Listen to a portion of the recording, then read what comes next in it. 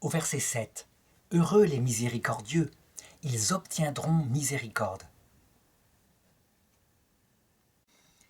Il faut d'abord comprendre ce que c'est que la miséricorde, et la personne qui peut le plus la faire comprendre, c'est le Christ.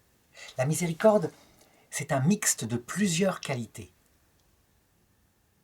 D'abord, il faut comprendre qu'elle s'exerce face à une misère. Souvent, en ce qui concerne le Christ, c'est la misère de notre pauvre cœur, plein de péchés, plein de faiblesses. Il sait ce qu'il y a en nous. Donc la première qualité qui fonde la miséricorde, c'est une connaissance, une lucidité. Ça veut dire que le Christ n'a pas d'illusion sur ce que nous sommes. Il sait que nous sommes des pauvres pécheurs. Il est Dieu, c'est lui qui nous a fait. Je dirais même, c'est lui qui, après le péché originel, a voulu qu'il y ait en nous ces faiblesses pour nous sauver du risque de l'orgueil. Donc une connaissance. Évidemment, cette connaissance-là, prise en elle-même, elle est plutôt comme un glaive, tranchant, elle va droit au but, elle n'est pas miséricordieuse. Mais si je dis qu'elle est première, parce que on va voir que ce sont les autres qualités qui la transforment en miséricorde. Un glaive qui dit la vérité peut être mortel. Et le Christ est capable de dire parfois la vérité aux orgueilleux en face. Ne serait-ce que pour qu'ils n'ont pas d'illusion sur eux-mêmes. Il le dit, je l'ai dit, aux pharisiens, en les traitant de pharisiens hypocrites. Ça, c'est pas le glaive de la miséricorde, c'est le glaive de la vérité. Si le Christ n'était que vérité, il ne serait pas celui qu'on connaît. C'est pourquoi vient se greffer avec lui de manière unie, de telle façon que c'est inséparable. Une autre qualité. Une qualité qui d'ailleurs, pour les gens qui ont vu le Christ leur apparaître à l'heure de la mort, et qui reviennent parfois le raconter suite à un arrêt cardiaque, elle saute aux yeux, c'est incroyable. Elle est unie à sa vérité. Ça veut dire qu'ils passent avec eux souvent le film de leur vie, et vraiment ils montrent où est le péché. Le péché. Mais c'est un amour envahissant, totalisant. Ils se sentent entourés d'amour. Ils se sentent entourés d'un amour. Il ne fait pas ça pour les écraser, pour les humilier, mais parce qu'il les aime. Il leur montre la réalité de leur âme parce qu'il les aime. Je dirais même la marque du Christ, c'est l'union entre vérité et amour. Que quand les deux sont désunis, ce n'est pas le Christ. On le voit même chez des évêques. Des évêques, il y en a de deux sortes. Il y a certains évêques qui sont plus dogmatiques. Ils se battent pour la vérité. Ce sont des très mauvais évêques quand ils se battent pour la vérité toute seule. Des évêques très durs.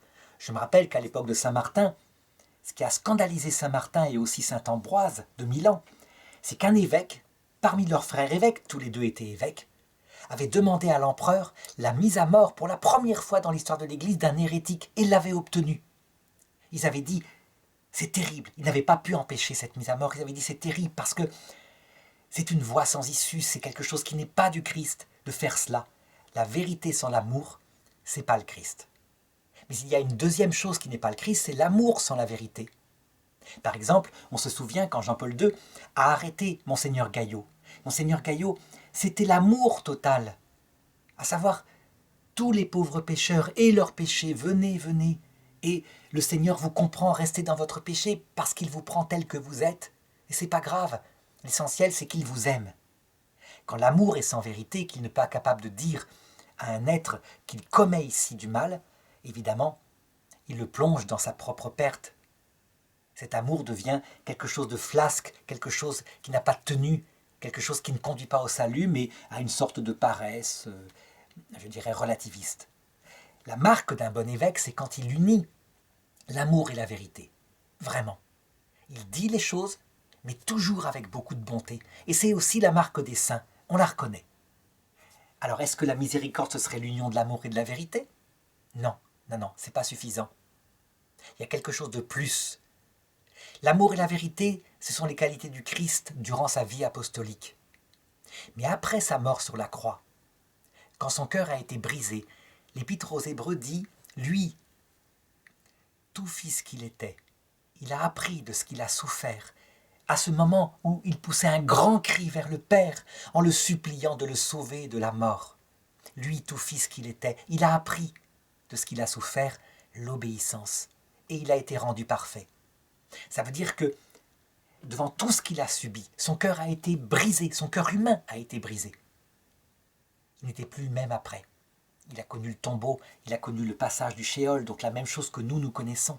Il a vécu tout ce que nous avons vécu. Il n'a pas transformé en colère. Mais quelque chose d'autre était arrivé. Pas seulement de l'humilité, le Christ a toujours été humble. Il avait le cœur brisé cette fois, brisé par la souffrance. Et voilà, la miséricorde, c'est l'union de la vérité, de l'amour et d'un cœur brisé. Ça veut dire, il devient un avec nous. Et ça saute aux yeux de ceux qui voient le Christ à l'heure de la mort.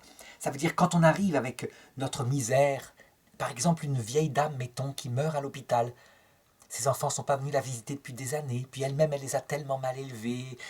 Elle dit, je l'ai payé, je leur ai appris à chercher d'abord le bonheur matériel, du coup ils me l'ont rendu en venant pas me voir. Qu'elle arrive sans espoir de l'autre côté, avec ce cœur brisé. Ce qu'elle voit en voyant Jésus, c'est incroyable. Il la comprend, il la relève, il est avec elle, il n'est pas contre elle. La vérité reste la vérité. C'est vrai, tu les as élevés matériellement, trop matériellement. L'amour l'envahit, c'est-à-dire que elle est entourée d'amour, mais plus que ça. Il a souffert le désespoir, elle a souffert le désespoir, ils se comprennent. Voilà ce que c'est que la miséricorde à son sommet. Et donc, heureux les miséricordieux, ils obtiendront miséricorde, c'est une évidence dès cette terre, parce que je dirais, quand on est miséricordieux, souvent c'est le cas, comme disait Victor Hugo, de gens qui ont souffert. Les pauvres donnent aux pauvres, les riches ne donnent pas aux pauvres, parce qu'ils ne savent pas ce que c'est. C'est souvent dans Les Misérables ce qu'il dit. Mais le Christ, lui, quand arrive une personne comme ça, même du paganisme, qui n'a pas connu le Christ, avec ce cœur miséricordieux, un peu comme la chanson qui dit « Toi l'Auvergnat qui sans façon m'a donné à manger un jour où j'étais dans la misère », eh bien, le Christ l'accueille, il se fait son témoin, il manifeste la grandeur de ses œuvres humaines. Et l'homme qui a été miséricordieux obtient miséricorde. Il y a une parole de Jésus qui permet de la comprendre aussi. Quand il dit « Avec la mesure dont vous mesurez, vous serez mesurés ». Souvent, ça a été interprété en disant « Le Christ lui-même, chef, eh bien, qu'est-ce qu'il fait quand arrive un homme qui n'a pas été miséricordieux ? Il lui applique une justice qui correspond, et donc il fait beaucoup de purgatoire, parfois même l'enfer. » En réalité, ce n'est pas comme ça que ça se passe. À la vision du Christ, l'homme qui a été dur dans sa vie, avec les autres, eh bien, s'il se convertit au Christ, tout naturellement, à cause de ce qu'il voit du Christ, cette miséricorde infinie, s'applique à lui-même la justice, en disant « Je vais être droit devant toi. J'ai été dur avec les autres, je vais être dur avec moi parce que je veux payer ce que j'ai fait. » Voilà ce qui se passe en réalité. Et donc son purgatoire, il se l'impose très durement. Alors que celui qui arrive miséricordieux, qui a été miséricordieux pour les autres, quand il voit le Christ, qu'il voit aussi les mêmes choses, les horreurs dans son cœur, etc., eh bien, il s'applique une peine miséricordieuse à lui-même, parce qu'il est comme ça. Et donc, il n'est pas dur avec les autres, il n'est pas dur avec lui-même. Le purgatoire est beaucoup moins long, beaucoup moins dur.